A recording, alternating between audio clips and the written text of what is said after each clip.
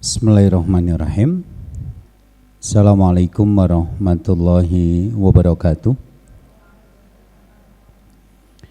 Alhamdulillahirabbil alamin wassalatu wassalamu ala asyrofil anbiya'i wal mursalin wa ala alihi washabbihi ajmain amma ba'du. Usikum man nafsi bi taqwallahi faqad fazal mu'minun al muttaqun as-shadiqun. Jamaah yang dimuliakan Allah, alhamdulillah pada kesempatan pagi menjelang siang ini kita kembali dipertemukan di majelis ini untuk melanjutkan kajian rutin kita setiap Kamis siang. Yang pertama saya meminta maaf karena konektor saya ketelisut, jadi belum ketemu, sehingga apa yang menjadi materi pada kesempatan kali ini tidak bisa saya tampilkan, tapi mudah-mudahan nanti bisa kita jelaskan dengan pelan-pelan. Kemarin kita sudah menjelaskan bahwa salah satu akhlak kepada keluarga adalah memaksimalkan potensi, dan potensi yang paling maksimal adalah ketika amalan kita diterima Allah, diridai Allah, kemudian menjadi tiket kita masuk surga. Peluang untuk masuk surga itu bisa dari pintu manapun, sehingga potensi yang membuat kita diridai Allah juga bisa dari pintu manapun. Inilah yang menyebabkan siapapun menjadi anggota keluarga kita berpeluang sama untuk masuk surga. Meski dia tidak tampan, meski dia tidak tinggi, meski dia tidak berkulit putih, meski dia tidak sarjana, meski dia tidak terkenal. Jangan sampai membuat kita sebagai orang tua atau anggota keluarga yang lain merendahkan mereka. Kamu kurang cantik, kamu kurang pinter, kamu kurang kaya, kamu kurang terkenal. Karena ketika kita membahas itu sebenarnya kita sedang membelokkan arah tujuan kita yang aslinya ke surga menjadi ke dunia.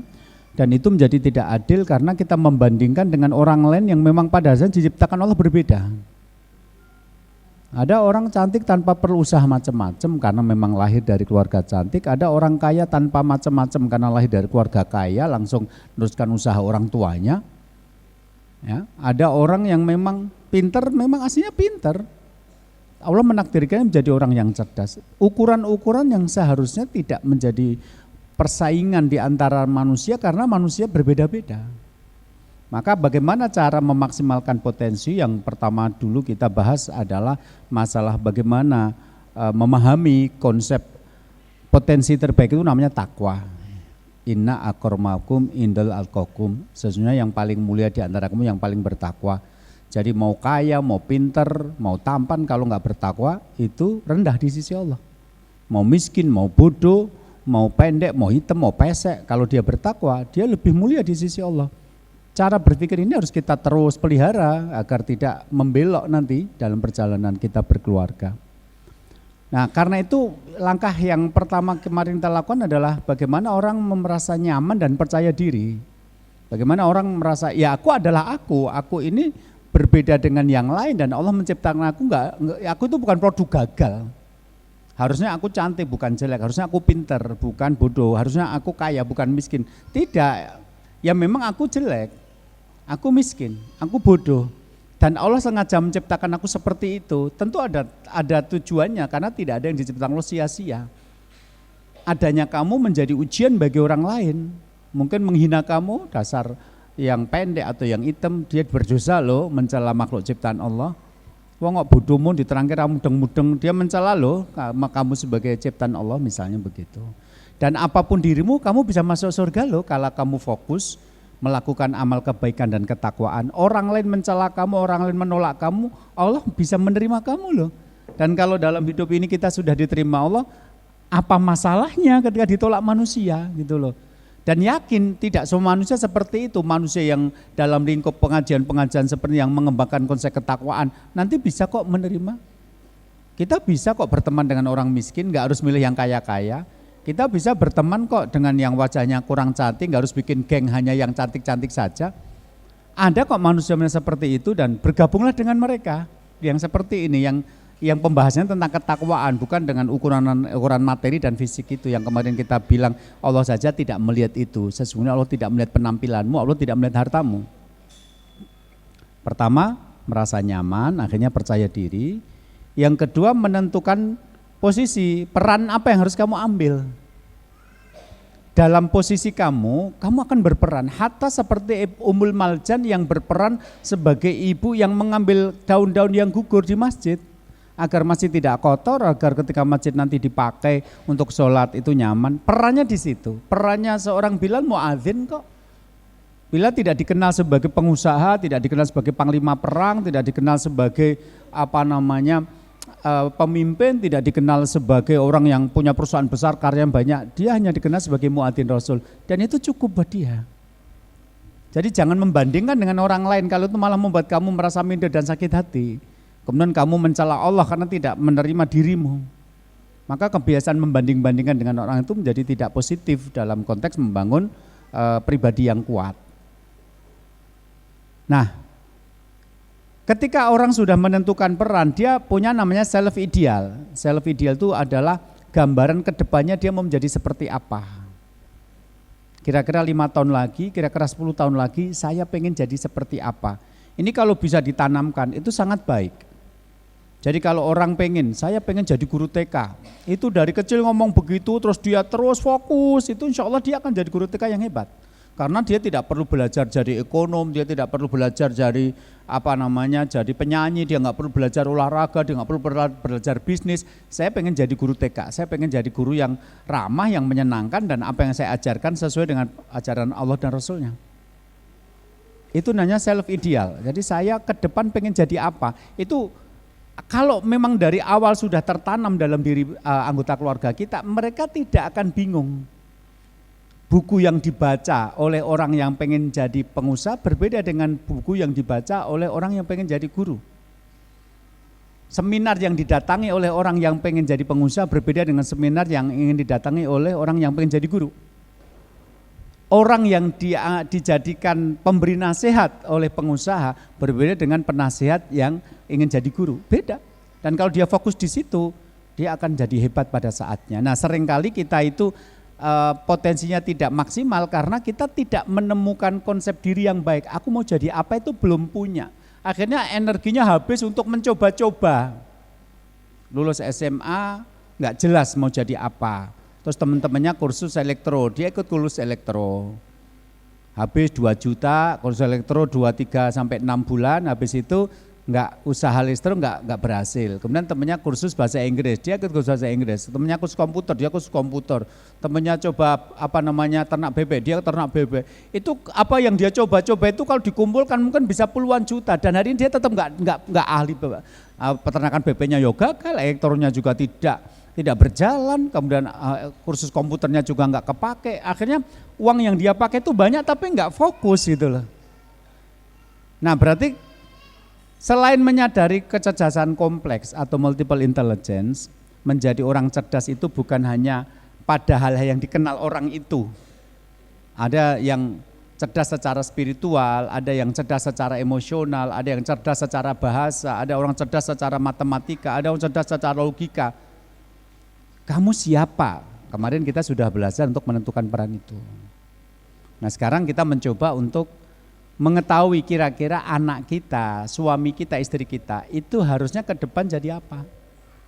Agar dia fokus pada apa yang menjadi potensinya sehingga dia tidak bingung dan tidak perlu menghabiskan umur untuk mencoba sesuatu yang dia tidak akan gunakan pada saatnya. Saya menemukan perkataan Imam Bukhari seperti ini. Qala al-Bukhari rahimahullah, kuntu inda Isa bin Ruhawai faqala lana ba'du ashabuna law jama'tum kitaban mukhtasiran fi sahih li sunnani Nabi sallallahu alaihi wasallam wa kanat al-kutub qabla dzalika tajma'u sahih wa dha'if fa waqa'a dzalika fi qalbi fa akhadtu fi jami hadzal kitab yakni kitabu Sahihul Bukhari. Imam Bukhari mengatakan begini, saya dulu pernah bersama dengan Ishaq bin Ruhawai. Kemudian beliau berkata, beliau berkata begini, kepada kami yang sedang kumpul-kumpul waktu itu. Seandainya kalian mengumpulkan atau membuat satu kitab yang mengumpulkan hadis-hadis yang sahih dari Nabi Muhammad SAW. Karena kitab-kitab yang ada sebelum ini adalah kitab yang di dalamnya bercampur antara yang sahih dan yang dhaif. Ya, jadi bayangkan Ishaq bin Ruhawah itu seorang ulama. Waktu itu Bukhari ada di situ bersama dengan murid-murid yang lain. Kemudian Ishaq bin Ruhawah itu mengatakan, seandainya kalian mengumpulkan atau membuat satu kitab yang di dalamnya berkumpul hadis yang sahih-sahih saja dari hadis-hadis Nabi. Karena sebelum ini buku yang ada itu adalah buku-buku yang di dalamnya mencampurkan yang sahih dan yang dhaif. Coba mungkin ada di antara kalian yang pengen mengumpulkan yang sahih-sahih saja dari Rasulullah. Kemudian fawaqa'a dzalika fi qalbi. Kalimat itu masuk ke dalam hati saya dan kemudian saya mengambil peran itu. Saya akan mengumpulkan hadis yang sahih-sahih saja dari Rasulullah, maka kemudian muncullah hadis kitab Sahih Bukhari. Jadi Sahih Bukhari itu dibuat oleh Imam Bukhari karena saran dari orang lain. Kemarin sudah saya sampaikan, salah satu cara untuk menentukan peran kita apa adalah bertanya kepada orang lain. Nah ini ternyata ada kisah Imam Bukhari itu akhirnya membuat satu kitab besar, bahkan dianggap sebagai kitab paling terpercaya setelah Quran dan hadis adalah kitab Sahih Bukhari. Dan ternyata ide membuat Sahih Bukhari itu adalah ide yang dilontarkan oleh Ishaq bin Ruhawah dalam majelisnya. Mungkin ibu nanti jalan-jalan terus tiba-tiba motong rambut, itu katanya salonnya bagus loh, tapi non Islam. Kan kalau perempuan Islam itu auratnya tidak boleh dilihat oleh non Islam. Duh, coba ya kalau ada salon muslimah gitu loh. Jadi kalau kita potong rambut yang motong yang agamanya Islam, kita kerimbat yang pegang-pegang rambut kepala kita yang agama Islam. Terus tiba-tiba anak-anak nonton, ya udah Mi besok saya buka salon kecantikan muslimah. Loh selesai tuh. Hari ini kan kita muslimah-muslimah itu kan juga pengen merawat dirinya, dan ketika dia merawat dirinya selain menyenangkan suami, itu juga perawatan jangka panjang. Artinya ketika Anda merawat tubuh Anda itu selain menyenangkan suami karena terawat, itu juga panjang, karena sesuatu yang dirawat lebih awet dong daripada yang dibiarkan begitu saja. Kadang-kadang perawatannya cuma pakai cadar sama pakai jilbab, nutupi tok, tapi tidak merawat, nutrisinya tidak, apanya tidak, padahal ada perawatan-perawatan itu. Jadi mosok rambutnya ditutup jilbab rapet, cadaran yang tumone pirang-pirang misalnya gitu. Oh cah pondok oke yang kayak gitu itu. Kadang-kadang anak pondok itu males keramas, jadi ketika pulang ke rumah sebulan sekali rambutnya berminyak ketel itu, ini jane rambut apa peternakan tumor tondondo gitu loh. Tapi mau bawa ke salon juga bingung, salon mana yang bisa dipercaya, salon mana yang ngerti halal haram, tidak menggunakan bahan-bahan yang misalnya begitu loh. Terus tiba-tiba anak Anda, ya udah Mi besok saya kalau besar mau buat salon kecantikan muslimah, bahan-bahannya halal semua. Kalau datang sekali langsung glowing misalnya itu ya. Saya menciptakan serum yang kalau dipakai langsung perempuannya cantik semua gitu loh. Ya kan nggak apa-apa juga. Jadi ini menunjukkan bahwa Imam Bukhari itu akhirnya mengambil peran besar sampai muncul kitab Sahih Bukhari, itu adalah idenya muncul dari omongan orang lain. Dan kalau ide saya jadi konsultan keluarga itu muncul gara-gara ngajar di pesantren, terus ada santri-santri yang ngantuan gitu loh. Santri-santri yang ngutang koncone rambayar nganti lulus, santri-santri nek pengen barang akhirnya tidak punya uang karena bapaknya nggak ngirim, terus barang koncone digosop, dinggo. Itu ada yang begitu. Terus saya kok iso toh santri modelnya kaya ngene. Setelah saya pelajari, lah santri-santri bermasalah kayak gini itu memang datang dari rumah tangga bermasalah. Memang bapak ibunya bermasalah. Naruh di pesantren, tapi enggak ngirimi uang jajan, sementara temannya jajan semua. Akhirnya kan dia pinjem uang temannya. Gitu loh.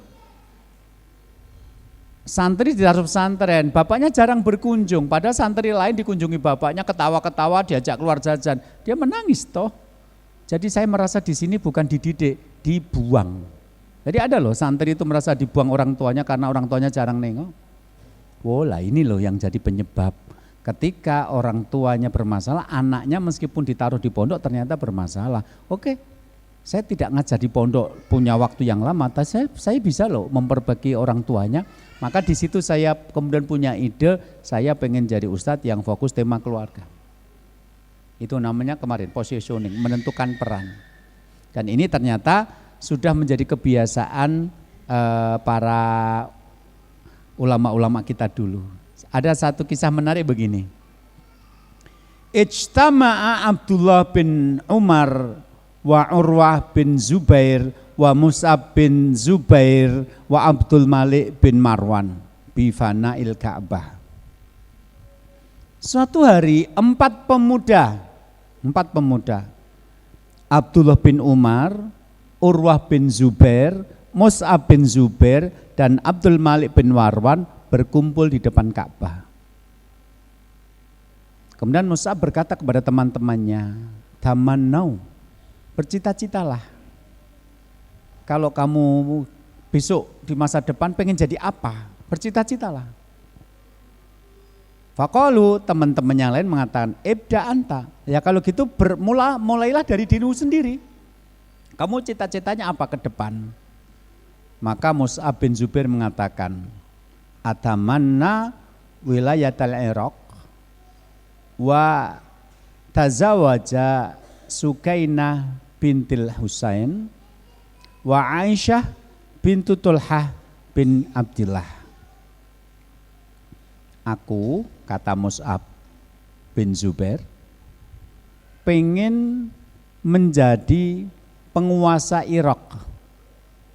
Ya, menjadi penguasa Irak, dan aku pengen menikah Sukainah binti Al-Husain dan Aisyah binti Tulhah bin Ubaidillah. Anda bayangkan seorang pemuda wis bayangke engko bojoku loro. Dan dua itu dia sebutkan, Sukainah binti Al-Husain dan Aisyah binti Tulhah bin Ubaidillah. Dan ternyata fanala dzalika, dia bisa mewujudkan cita-citanya itu. Dia menjadi penguasa Irak, dan kemudian ketika dia menikahi istrinya masing-masing, dia akhirnya berhasil menikahi Sukainah binti Al-Husain dan juga menikahi Aisyah binti Tulhah bin Ubaidillah, masing-masing dengan mas kawin 500.000 dirham dan memboyong mereka dengan uang senilai itu juga. Ini adalah Mus'ab bin Zubair. Wa tamana Urwah bin Zubair al-fiqha.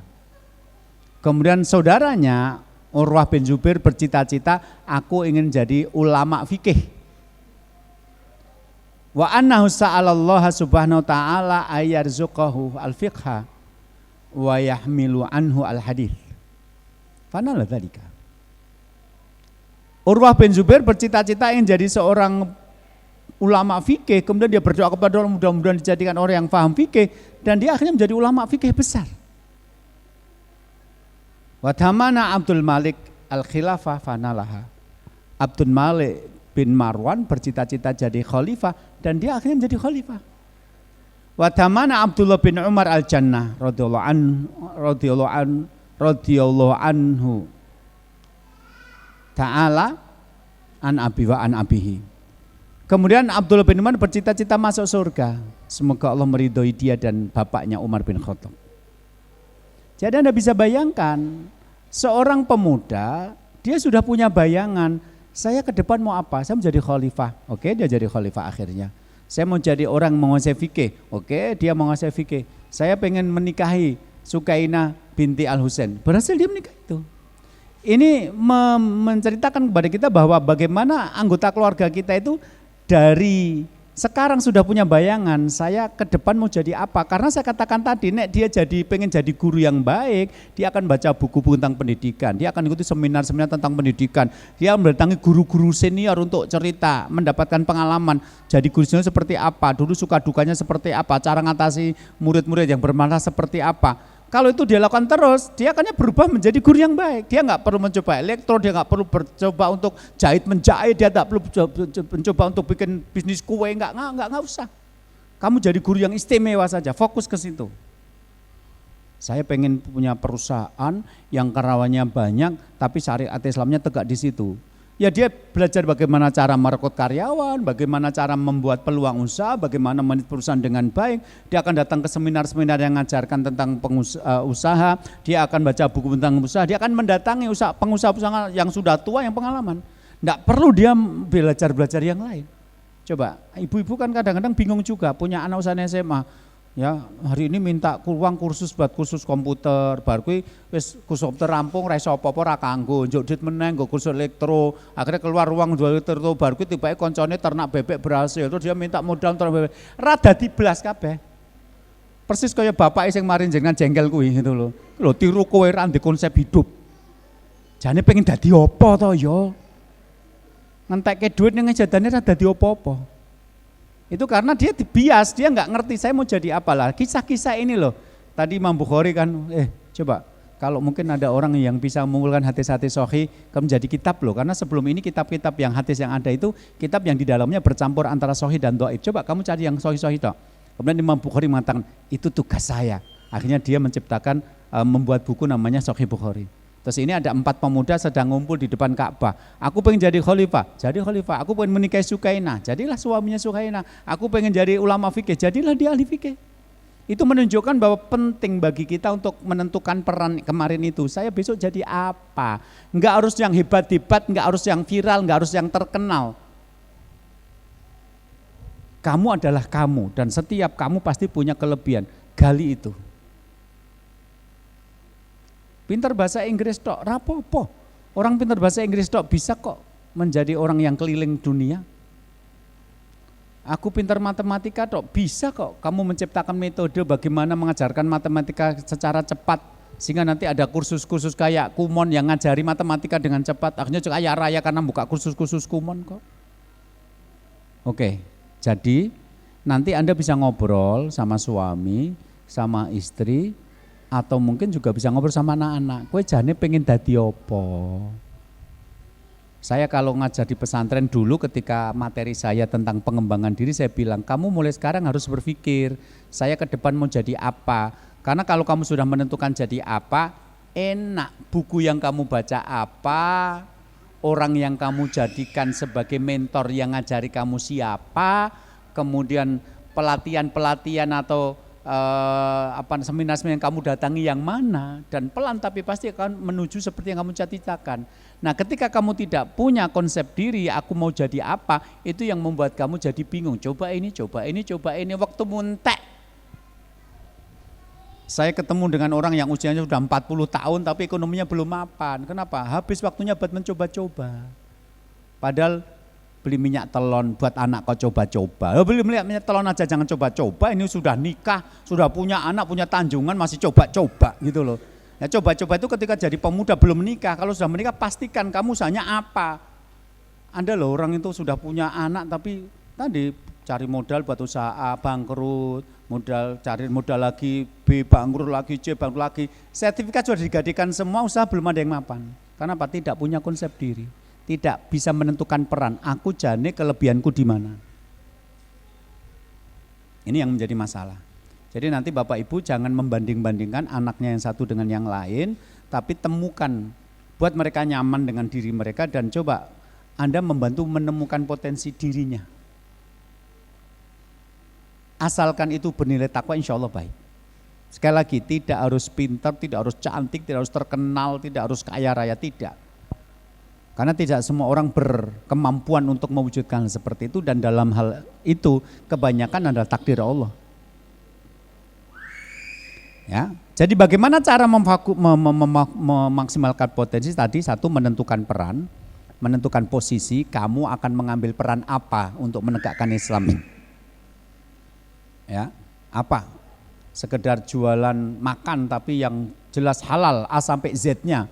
Karena produk-produk yang beredar di masyarakat tentang makan dan minum yang mengandung unsur babi itu bisa ribuan produk yang tanpa kita sadari. Padahal kita kadang-kadang kalau makan nggak perhatikan itu ada sertifikasi halal atau tidak. Berjilbab tapi minum atau makan barang-barang yang tidak halal. Bisa jadi karena tidak mengenali. Jadi produk-produk babi itu bermutasi akhirnya berubah-ubah jadi produk makanan, produk minuman, dan produk-produk kecantikan. Itu jumlahnya ribuan produk yang beredar di masyarakat. Dan kita tidak tahu dan bisa jadi akhirnya mengkonsumsi. Coba anak Anda, aku mau belajar tentang bahan-bahan yang halal, sehingga nanti aku jadi pengusaha kecantikan tapi yang halal, saya pengusaha makanan yang halal, pengusaha minuman yang halal. Air minum biasa, air putih itu sepertinya air putih tok, tapi bisa jadi tidak halal. Kenapa? Karena filternya dari tulang babi yang nyaring dia dari mata air kemudian disaring jadi bersih. Itu kan ada filternya. Filternya bisa jadi tulang babi loh. Orang tidak menyadari, oh air putih aja kok. Anda loh air putih tidak halal karena disaring pakai filternya, filter tulang babi. Makan jagung bakar. Anda tidak ada masalah. Ternyata bermasalah loh. Kenapa? Karena kuas yang dipakai untuk meleskan mentega dan bumbu itu banyak yang dibuat dari bulu babi. Jadi hal seperti itu nanti butuh orang-orang yang mengambil peran di situ, gitu loh. Sekali lagi tidak harus yang terkenal, yang cantik, yang kaya, tidak harus seperti itu. Maka yang pertama tadi menentukan posisi, menentukan peran, mengenali potensi diri, aku akan melakukan apa. Saya menemukan posisi saya sebagai konsultan keluarga, sekali lagi itu satu yang tidak pernah saya bayangkan sebelumnya. Dulu waktu kecil saya ditanya itu jawabannya ini era dokter insinyur. Zaman kecil lagunya kan pengennya jadi dokter numpai skuter gajinya 1.000.000. Iya waktu itu 1.000.000 itu oke karena bapak saya gajinya cuma 39.000. Bapak saya kerja, saya tahu gajinya 39.000 waktu itu, tahun 80-an. Gitu. Kalau enggak insinyur, lah kenapa saya menyebutkan cita-cita dokter insinyur? Karena yang dianggap keren waktu itu. Sampai Allah membawa saya jadi konsultan keluarga itu kan ya beda banget toh ya gitu loh. Beda banget. Ya. Yang kedua, fokus pada takwa, karena kemarin kita mengatakan takwa adalah nilai yang paling tinggi, maka peran apapun yang nanti kita ambil, di peran itu kita mengedepankan nilai-nilai takwa. Anda jadi dokter, kesannya keren. Tapi kalau Anda nanti terikat kontrak dengan salah satu pabrik obat, nanti seringkali tidak jujur. Kenapa? Karena kalau meresepkan obat larinya ke merek itu. Karena nanti ada hitung-hitungannya. Sampai akhirnya ada dokter-dokter yang jahat. Maksudnya jahat itu sidik-sidik opnam, sidik-sidik rawat inap, sidik-sidik harus sesar. Padahal bisa lahir normal nanti diarahkan sesar. Soalnya untuk duit. Duitnya nggak umroh tapi memiskinkan orang lain. Saya rindu dokter yang tarifnya murah, kalau perlu gratis. Saya pengen dokter yang melihat kondisi pasien, nek wong desa ora ndek apa-apa, enenge pisan sak tundun, nek rong tundun ya ora apa-apa lah. Saya punya teman dokter seperti itu. Jadi kalau dia menerima bayaran dari pasien, itu enggak harus uang. Jenengan duwene apa? Kelapa Pak, ya wis nggo klopo. Pisang Pak, ya wis nggo apa-apa pisang. Beras Pak, yang penting mbak beras enggak apa-apa. Saya pengen rindu dokter-dokter seperti itu. Saya rindu insinyur-insinyur yang betul-betul bertanggung jawab. Kalau bangun rumah itu bahan-bahannya juga rapi, ora perumahan habis diresmikan ambrol. Bukan apa jembatan habis diresmikan besok penumpangnya jatuh ke sungai misalnya gitu. Jadi orang tuanya membanggakan anaknya jadi insinyur, jadi dokter, tapi prakteknya mereka tidak mengedepankan nilai takwa. Bahkan banyak orang-orang yang ketika terjebak dalam lingkungan kerja seperti ini, akhirnya melakukan banyak kecurangan-kecurangan. Jadi kita tanamkan kepada keluarga kita, dimanapun kamu nanti memilih peran, itu perannya peran takwa. Karena tanpa takwa tidak ada nilai di sisi Allah. Wa ma khalaqtul jinna wal insa liya'budun. Kita diciptakan hanya untuk beribadah kepada Allah. Maka beribadah melalui melalui posisi yang kamu tempati. Ibu, Anda buka warung soto. Apa sih? Tapi ketika Anda mengatakan makanan yang saya jual insya Allah halal Ustadz, saya datang langsung ke orang yang menyembelih sapi setiap hari. Jadi saya tidak hanya beli daging sapi di pasar, karena itu bisa jadi sapi gelonggongan, bisa jadi daging sapi yang mati kemarin, sapi tiren. Saya datang ke Pak Haji yang tiap hari membeli 1 ekor, saya cuma bisa membuat soto dengan 1 kilo atau 2 kilo daging. Maka saya memastikan daging yang saya jual adalah halal. Nanti pakai penyedap, saya cari penyedap yang ada sertifikasi halal. Nanti ada garam, saya cari garam yang sertifikasi halal. Saya cari kecap yang pakai sertifikasi halal. Jadi ketika Anda jualan soto, Anda dapat uang karena menjual soto itu, tapi Anda dapat pahala karena menyediakan makanan yang halal.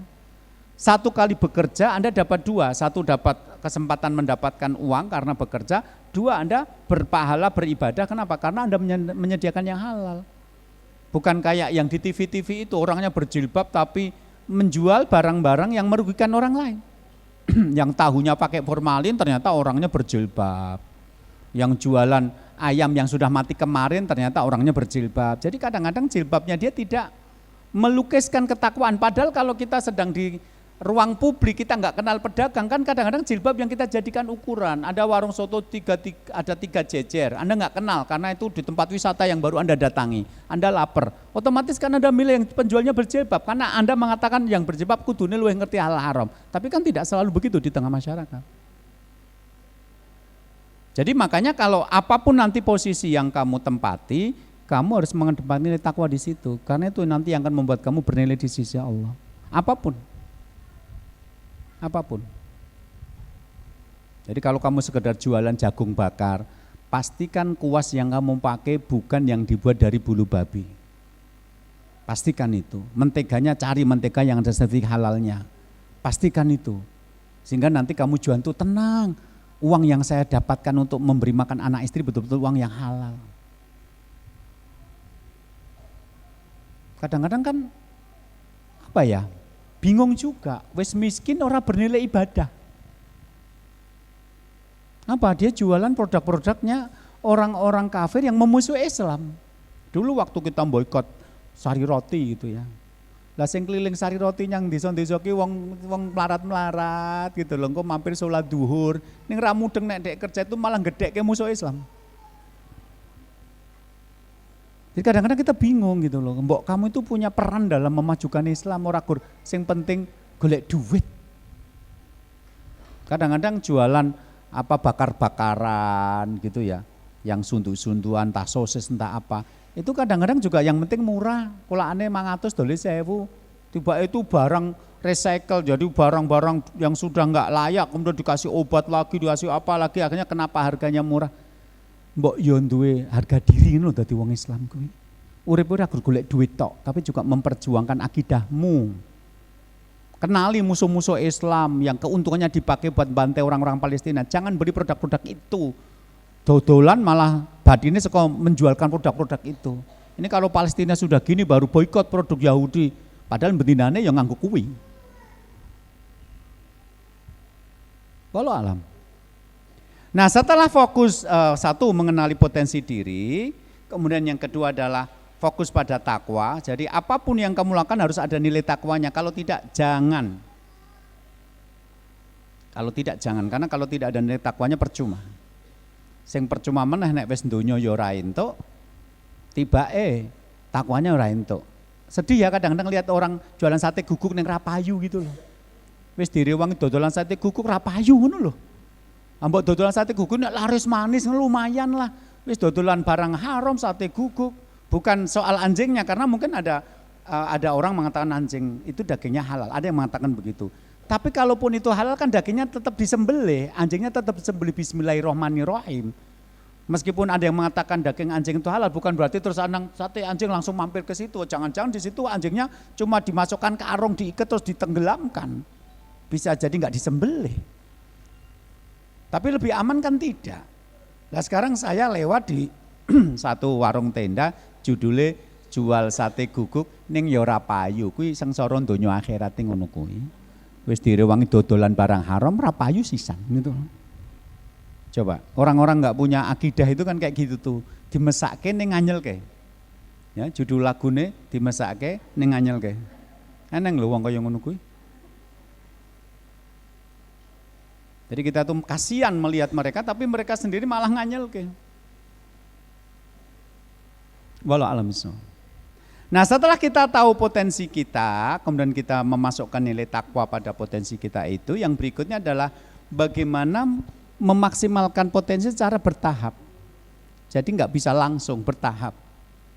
Saya ketika ada teman yang mengatakan jenengan bisa kok kalau ceramah di depan orang banyak, maka saya oke, saya akan masuk ranah menjadi public speaker, menjadi orang yang berbicara di depan orang banyak. Itu saya dulu mulainya ya dari ngisi Jumatan di kampung. Begitu saya naik ke atas mimbar, kemudian saya ucapkan Assalamualaikum, 50% yang jadi ikut Jumatan tidur. Nggak apa-apa, paling tidak saya mendapatkan manfaat berani berdiri depan orang banyak. Saya datang ke satu musola yang minta saya ngisi, ternyata yang datang cuma 10 orang, itu pun ibu-ibu sepuh. Diterangkan apa tek mudeng kudu nganggo basa Jawa.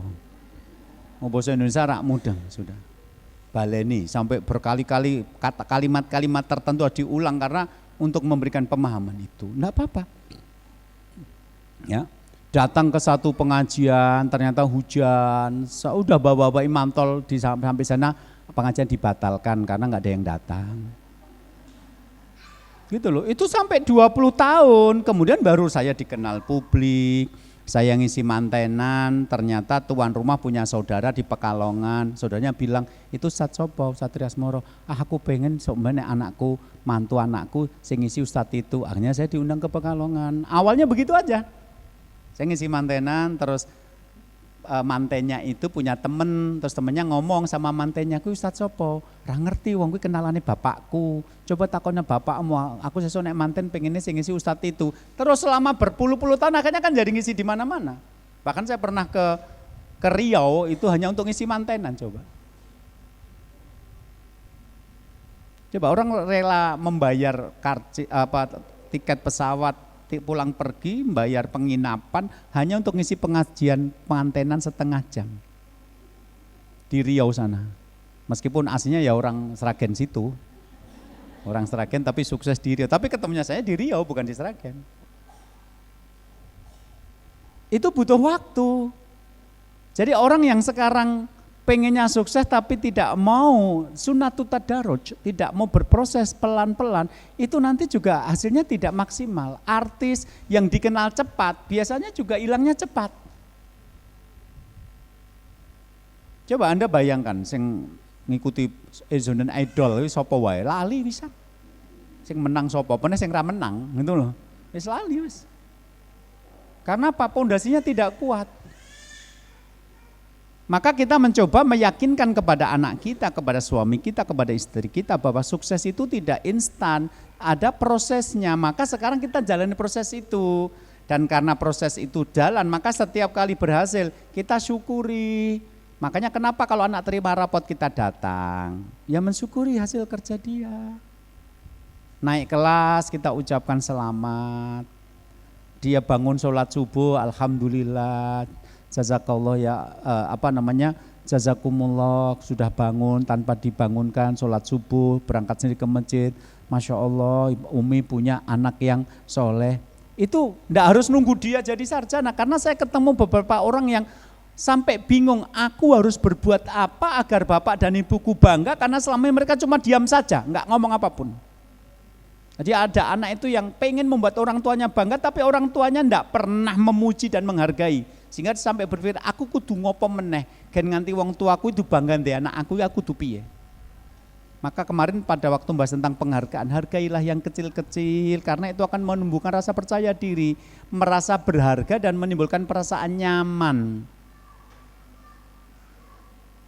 Istri memuji suami, alhamdulillah kamu sudah ngasih saya nafkah bulanan yang halal.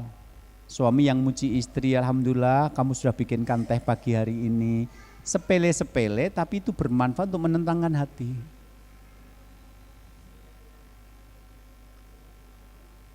Ya. Kemudian berikutnya adalah mencari mentor yang tepat. Tadi saya bilang kalau Anda pengen jadi orang yang sukses di usaha, carilah pengusaha muslim yang ibadahnya bagus, sukses, karyawannya sejahtera. Belajar dari dia. Kalau Anda pengen jadi public speaker atau pembicara publik yang baik, yang menarik Anda, orang yang suka bicara depan orang banyak, menarik apa? Datangi dia, minta tipsnya bagaimana cara berbicara yang baik depan orang banyak. Kalau Anda menjadi guru yang baik, datangi guru senior yang cara menjelaskannya enak, yang dikenang oleh murid-muridnya. Kemudian Anda bertanya kepada beliau bagaimana cara menjadi guru yang baik. Salah mentor, salah. Contoh begini. Ada orang-orang berjilbab dan orang-orang berjenggot yang datang ke pengajian, pengen kaya. Tapi dia ikut seminar, bagaimana cara membuat kaya. Tetapi orang yang menjadi mentor dalam seminar itu adalah orang yang menyarankan Anda untuk berhubungan dengan lembaga keuangan ribawi. Entah menggunakan kartu kredit, entah minjam uang di bank, gimana caranya nanti begitu.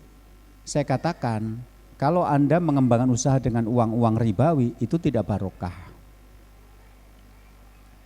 Ada hadis begini, idza ra'aitallaha ta'ala yu'til abda minad dunya ma yuhibbu wa huwa muqimun ala ma'asihi. Barang jika Anda melihat Allah memberikan kesenangan dunia kepada orang yang terus berbuat dosa apa yang diinginnya di dunia, maka ketahuilah itu istidraj dari Allah, itu dilulu. Jadi hadis ini menjelaskan jika Anda melihat Allah memberikan kesenangan dunia kepada orang yang terus berbuat dosa apa yang disukainya. Jadi ini orang berbuat dosa, tapi apa yang diinginkan di dunia itu dipenuhi Allah. Ini berbuat dosa, suka mabuk, enggak sholat, tapi dia pengen istri cantik, dikasih Allah istri cantik. Pengen usahanya jalan, dikasih Allah usahanya jalan. Pengen enggak punya utang, dia betul-betul enggak punya utang. Pengen punya mobil baru, dia betul-betul bisa mobil baru. Kalau kamu melihat Allah memberikan kesenangan dunia apa yang diinginkan pada dia terus berbuat dosa, ketahuilah Allah mengistidrajinya, ngelulu dia.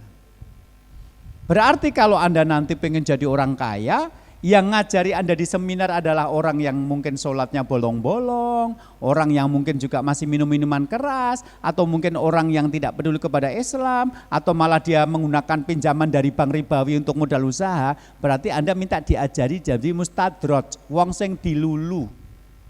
Mas kowe iki dulu Allah, ajari aku jadi orang dilulu Allah dong gitu loh. Itu kan namanya salah milih mentor, dia pengen kaya tapi kaya versi orang yang dilulu Allah karena dia berbuat dosa. Orang yang ngerti halal haram kok, yang penting dia kaya punya aset miliaran terus kamu minta diajari cara cepat jadi pengusaha.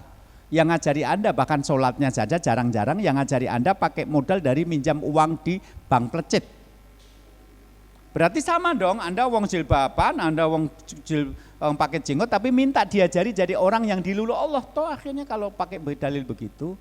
Jadi kalau Anda pengen kaya, cari mentor orang yang sholat malam, orang yang keuntungannya buat sodako dan infak, buat bangun pesantren, bukan sekedar jalan-jalan ke luar negeri. Jadi yang menarik kamu bukan orang memamerkan foto di Eropa, tapi dia orang kaya, penampilan sederhana tapi punya pesantren, dia menggratiskan pesantren untuk ribuan santrinya. Itu yang harus Anda kagumi, bukan orang model begini.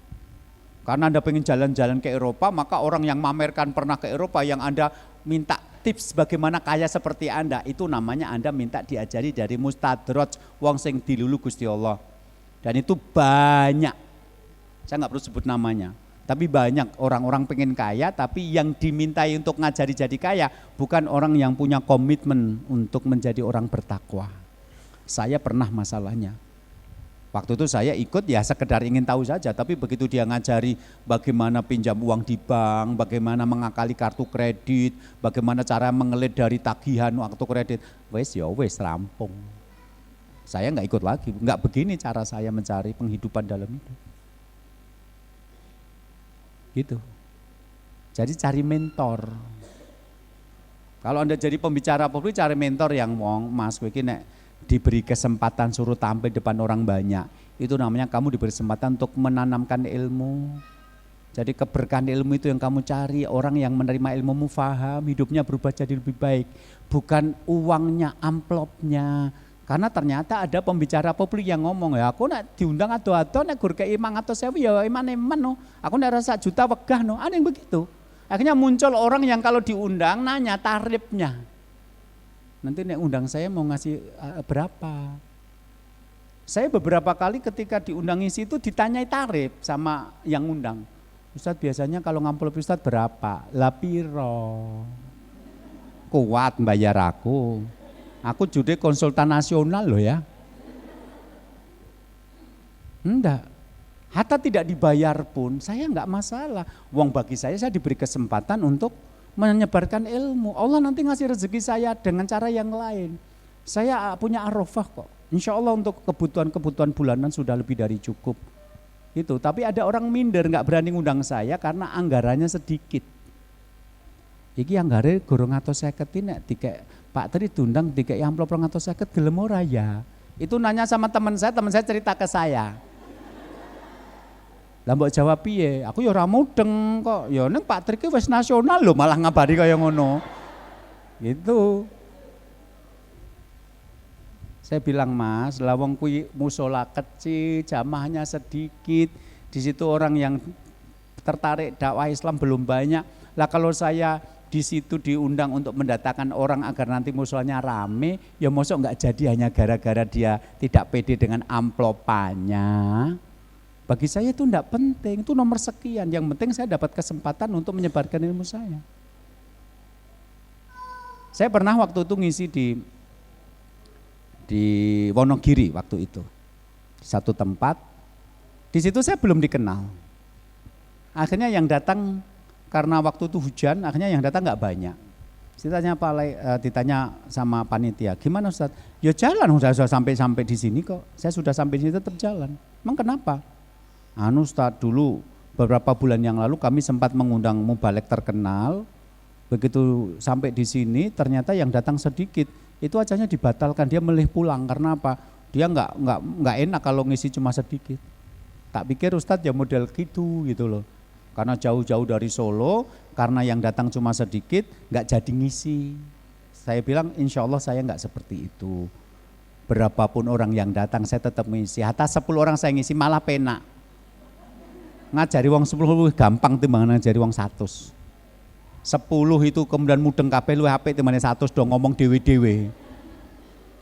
Ada kok ibu-ibu pengajian tuh jane gor arep pengen ketemu COD-nan karo koncone nyang kene gitu loh. Ning gor patut-patut melu pengajian. Enggak ngerti. Cari mentor yang tepat, karena mentor yang salah itu membuat kita salah. Dan ini materi kita kan rangkaiannya adalah akhlak. Dulu pada waktu membahas masalah akhlak saya sudah sampaikan. Karena tujuan akhirnya adalah akhlak, maka kita belajar Islam bukan sekedar dari orang yang pinter, tapi orang yang soleh. Karena Islam itu bisa dipelajari oleh orang non-Islam. Orang Kristen itu bisa menulis Arab dan berbahasa Arab. Libanon itu negara Arab yang mayoritas penduduknya Kristen. Quran itu bisa dihafal, kalau dia cerdas bisa hafal. Sunan Goronya itu katanya hafal Quran. Tafsir itu bisa dibaca lah, kalau orangnya ngerti bahasa Arab, menerangkan tafsir Ibnu Katsir bisa. Tapi bukan semata-mata karena kita bodoh pengen dapat ilmu terus cari ilmu dari orang seperti ini. Maaf, orang seperti ini ilmunya saja bagi dia tidak bermanfaat. Orang belajar Quran tapi dia tetap kafir, berarti kan nggak dapat manfaat dari Quran yang dia pelajari. Wong harusnya manfaatnya dia menjadi muslim. Orang yang bisa ngomong banyak tapi akhlaknya tidak bagus, nggak perlu kamu belajar orang itu. Wong dia saja tidak menjadi lebih baik dari ilmu yang diajarkan, bagaimana kamu belajar itu? Maka mencari ilmu itu din agama. Carilah ilmu dari orang-orang yang merubah kita menjadi pribadi yang lebih baik. Maka sama dalam masalah menggali potensi, karena potensi yang kita wujudkan nanti potensi bertakwa, berarti guru-guru atau mentor-mentor yang kita jadikan sebagai guru, ya mentor yang ngajari kita menjadi bertakwa, kan harusnya begitu. Bukan sekedar ngajari kita pinter dan kaya, tapi menimbulkan dosa. Karena ngajari kita cari pinjaman ke bank ribawi, bagaimana kita mengakali kartu kredit, bagaimana cara kita berkelit dari tagihan utang. Loh, itu cara-cara yang membuat kamu tambah berdosa loh. Mungkin satu sisi kamu jadi kaya, tapi kaca yang nggak barokah biasanya. Nah, banyak yang seperti ini. Nah, yang terakhir adalah menumbuhkan suasana yang kondusif. Jadi rumah tempat kita itu rumah yang kondusif, tidak membanding-bandingkan antara anak satu dengan anak yang lain, menerima kekurangan dan kelebihan masing-masing anak, dan ketika anak sudah melakukan sesuatu yang baik, hargai dia. Itu namanya suasana yang kondusif. Dulu Abdullah bin Umar itu pernah hadir kunna inda Rasulillah. Kami pernah hadir dalam pengajian Rasulullah. Karena waktu itu Rasul begini, akhbiruni bisyajaratin tusbihu au karrajulil muslimi la yatahatsu waraquha wa tu'ti ukulaha kulahinin. adakah di antara kalian yang bisa memberitahukan kepadaku sebuah pohon yang perumpamaannya seperti orang muslim yang berbuah setiap saat dengan izin Robnya dan daunnya tidak melukai. Kamu tahu nggak ada pohon yang perumpamaannya seperti orang Islam? Apa itu? Memberikan kebaikan, setiap waktu itu baik tok dan tidak melukai. Abdullah bin Umar waktu itu berkata, dalam pikiran saya itu pohon kurma. Tapi saya diam saja karena Abu Bakar ada di situ, Umar ada di situ dan mereka tidak menjawab. Saya diam saja. Akhirnya Rasul mengatakan itu adalah pohon kurma. Karena pohon kurma itu daunnya bisa dipakai, batangnya bisa dipakai, akarnya bisa dipakai, buahnya bisa dipakai, bahkan bijinya saja bisa dipakai. Anda kalau pergi ke ASA, ke divisi herba saya, di bawah itu ada kopi biji kurma. Jadi biji kurma itu disangrai kemudian dijadikan kopi dan ternyata itu manfaatnya juga banyak gitu. Nah setelah itu Rasul mengatakan kalau itu adalah pohon kurma. Nah pas perjalanan pulang Abdullah bin Umar berkata kepada bapaknya, ya abi wahai bapakku, laqad kana waqa'a fi nafsi an-nakhlah. Tadi ketika Rasul bertanya itu aku membayangkan jawabannya adalah pohon kurma. Loh, ma mana'aka an tukallima? Apa yang menghalangi kamu untuk mengatakan apa yang kamu pikirkan? Ternyata benar kok yang kamu pikirkan pohon kurma, betul jawabannya pohon kurma. Kenapa kamu tadi enggak mengatakan? Fakarihtu an atakallam au aqul syai'an. Aku malu mengatakannya. Kenapa? Karena Umar dan Abu Bakar saja ada di situ dan diam, enggak jawab. Maka kemudian Umar bin Khattab mengatakan begini. Li'an takuna qultaha ahabbu ilayya min kada wa kada. Seandainya tadi kamu menjawab, itu lebih aku sukai daripada kamu diam. Jadi besok kalau kamu memang punya pendapat, sampaikan meskipun di situ ada yang lebih senior, lebih tua. Itu menunjukkan bahwa kehadiran orang-orang yang lebih tua itu seringkali membuat yang muda-muda minder. Meskipun ini juga menceritakan tidak selalu yang tua-tua itu pinter. Ada bagian-bagian yang ternyata yang muda lebih paham. Pinter bahasa Arab, tiba-tiba sekrup bahasa Arab apa? Orang mudeng gitu loh. Lagi cah santri anyar lagi belajar, sekrup adalah gitu kan. Dan nanti bahasa Arabnya sekrup apa? Sing guru bahasa Arab malah lali sekrup bahasa Arab apa? Meneng wae. Lagi wae sinau sekrup kan kudune ngacung, ora mesti sing luwih pinter ki menguasai semuanya, tidak. Tapi ini yang kita jadi sorotan adalah sikap Umar bin Khattab pada putranya. Nek kamu punya pendapat, kamu omongkan pendapatmu meskipun di situ banyak orang-orang yang lebih senior, aku lebih menyukai itu. Ini berarti seorang bapak yang memberikan motivasi kepadanya jangan takut berpendapat meskipun di situ banyak orang-orang pinter, orang senior, karena tidak semua orang itu memiliki ilmu atas semua bidang. Bisa jadi ilmu sedikit tapi di bagian itu kamu benar, kamu yang lebih tahu daripada mereka. Begitu seterusnya. Jadi ini materi kita rangkaiannya dengan tema akhlak kepada keluarga, bagian mengembangkan potensi keluarga.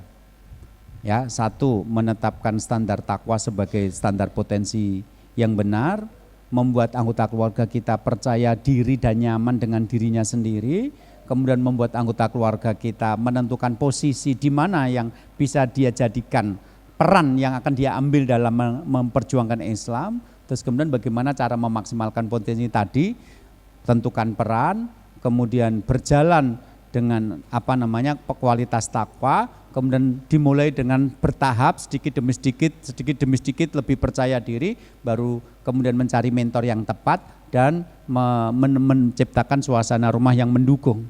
Jadi hargailah, ini berkaitan dengan tema kita sebelumnya, akhlak kepada keluarga, menghargai kebaikan keluarga. Jadi nanti adanya di rumah itu nyaman gitu loh, enggak dipaitu, enggak dielek-elek, enggak dibanding-bandingkan dengan orang lain. Wallahu a'lam bishawab. Okay. Ada pertanyaan tapi agak melenceng dari tema. Okay, ya, tapi satu aja ya, karena saya habis ini ada jadwal. Oh iya, saja. Baik.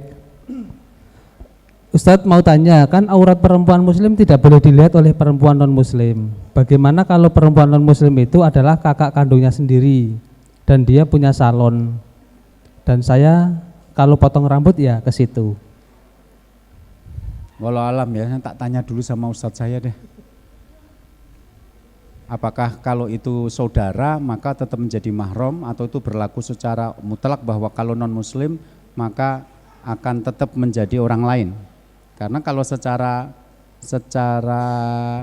waris tetap tidak bisa. Jadi kalau bapak Anda itu non muslim, Anda anak kandung tetap nanti bapak meninggal Anda tetap nggak dapat warisan. Kalau bapak meninggalnya dalam keadaan non muslim. Sama ketika kakak Anda itu non muslim, nanti kalau bapak meninggal ya tetap nggak dapat bagian gitu loh kalau bapak Anda muslim. Tapi nggak tahu kalau masalah aurat ini nanti saya tanya dulu, ini bukan bidang saya. Apakah kakak yang aslinya mahram itu akan menjadi tereliminasi ketika dia menjadi non muslim? Saya nggak ngerti ya, nanti tak tanyakan ke ustadz saya dulu masalah ini. Tapi intinya ya nanti kita tunggu juga jawabnya para ustadz seperti apa yang lebih menguasai tema-tema seperti ini. Saya minta maaf karena saya untuk masalah fikih saya nggak berani jawab kalau saya belum nanya kepada yang lebih tahu. Begitu, mudah-mudahan bermanfaat apa yang kita kaji pada kesempatan ini. Saya kembalikan kepada pembawa acara. Assalamualaikum warahmatullahi wabarakatuh. Waalaikumsalam warahmatullahi wabarakatuh.